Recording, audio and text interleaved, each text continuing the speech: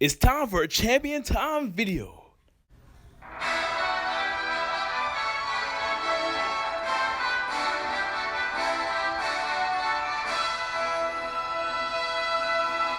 Yo, what's up everyone? Treyman1 here, and we're back with another prediction video. Today we're talking about Pokemon 2019 and who I believe the top 8, the Masters 8 trainers will be in the Pokemon World Championship. As we know, Ash's goal in this series is to defeat Leon in the Pokemon World Championships, and in order to do that, he has to make it to the Masters 8. Which means that there are currently 8 trainers standing, and we already know 3 of those 8 trainers. Being Leon, Lance, and Rayhan. 3 interesting choices. We have Rayhan, who's the Kanto champion, Rayhan, who is the 8th gym leader in Galar, and Leon, who is the Galar champion. So considering the fact that, gym leaders and champions are a mixture of this list, I wanted to go ahead and make my take at who I believe are part of the Masters 8. I'll be looking at 8 strong trainers in the series that I believe, should deserve a title of being in the Masters 8, along with looking at the silhouettes, because actually, so it's a bit more obvious with Rayhan, Leon, and Lance, because we know they are part of the Masters 8. But if you take a look at the other silhouettes, these kind of resemble a lot of trainers that we've seen, like in their character artworks.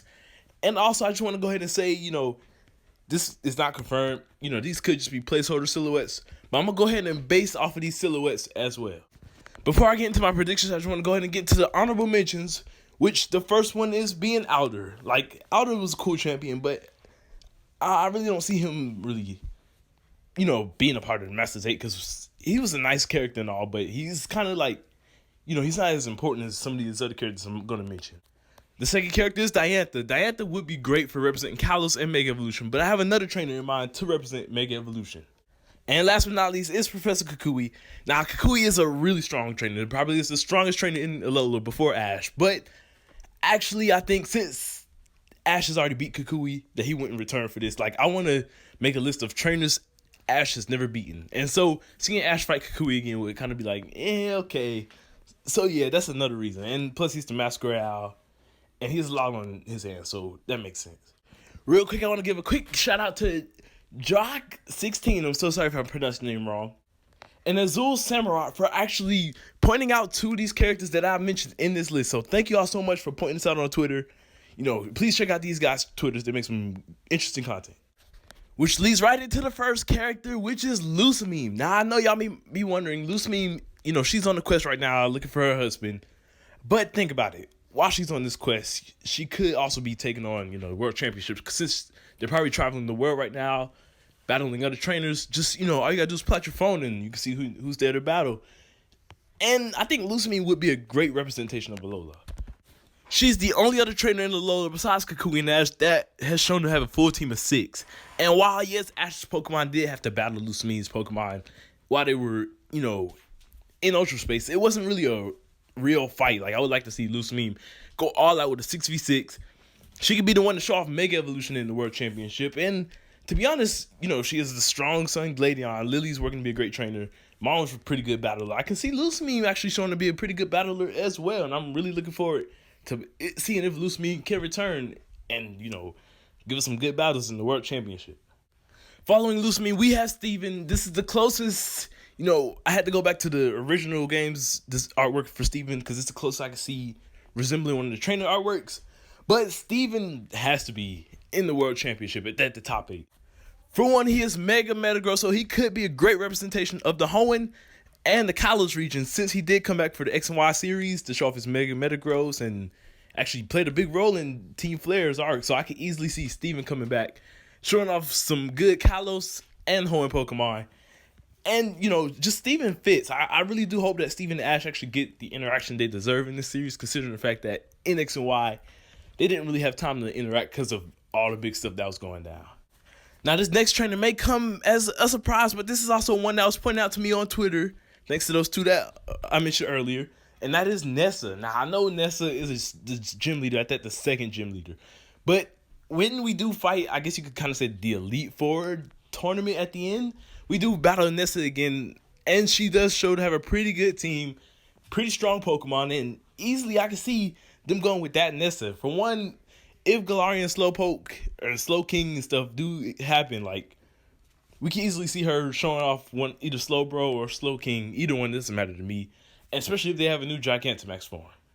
And plus, this series, even though we're traveling around the world, they do want to focus on the Galar region too. And since Ash is taking on the Galar gyms, I could easily see him taking on Rayhan and Nessa in the World Championship.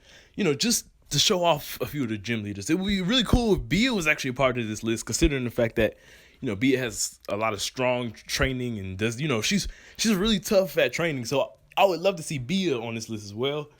But none of her design didn't really match any of the silhouettes. But who knows? These silhouettes might not be the case, and Bia actually could be a part of the Masters 8. Now, this character is a must, and that is Cynthia. Cynthia mentioned the Champions League, and ever since then, we always wondering, will Ash and Paul enter this Champions League? We're at the World Championship, which I feel like is even bigger than the Champions League, and Cynthia is a really powerful trainer, so she needs to be a part of the Masters 8.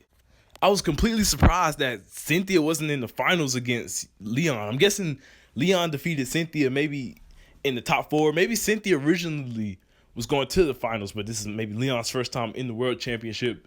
Caught everyone by surprise and, defeated Cynthia, where Lance was like, oh, snap. So I can easily see that being the case. But hopefully here, we will get Leon versus Cynthia, because it does seem Leon will be battling each and every one of the Masters 8. And also, Cynthia versus Ash fight would be simply amazing, considering the fact that, Ash is getting this powerful team. He's Dragonite versus Garchomp. That would be such an amazing fight. We saw Cynthia return in Best Wishes. I feel like, she should also return in this series. Her and Steven actually returned in their, upcoming series. So they got more character build than a lot of the other champions that we've seen. So I would really love to see Cynthia and Steven Stone return to be a part of the Masters 8. Now, I noticed a lot of other people, say Ash is going to be a part of the Masters 8, which is going to be the case once he makes it there.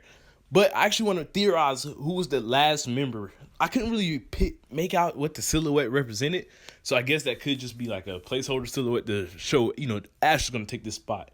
But if there is one more trainer that could be in the Masters 8 that Ash or Leon have to fight, then I think Giovanni would be a pretty good fit for that category. Considering the fact that Giovanni was just confirmed in the recent episode to still be the Kanto's gym leader. Like, he was in the silhouette along with the other Kanto gym leaders. And that kind of caught me off guard because, when Ash took on that gym, he took on Jesse and James.